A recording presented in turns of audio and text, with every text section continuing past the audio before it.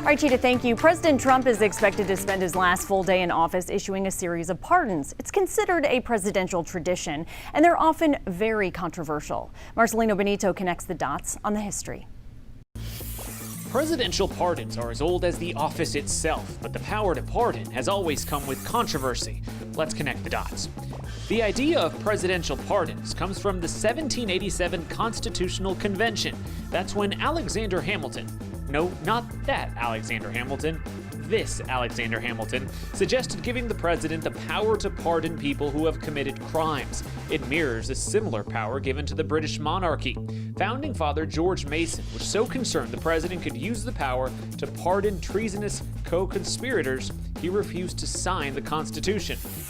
It turns out the first presidential pardons were given to men who committed treason, but not as co-conspirators with the president.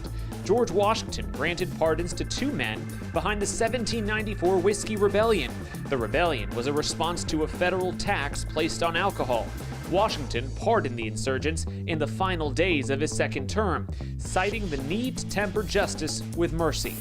The most controversial pardon actually involves two presidents. In 1974, a month after President Richard Nixon was forced to resign in the wake of the Watergate scandal, his successor, Gerald Ford, issued him an unconditional pardon for any crimes Nixon may have committed. Ford cited the nation's need to move on from the scandal, but the move is blamed for ending Ford's political career.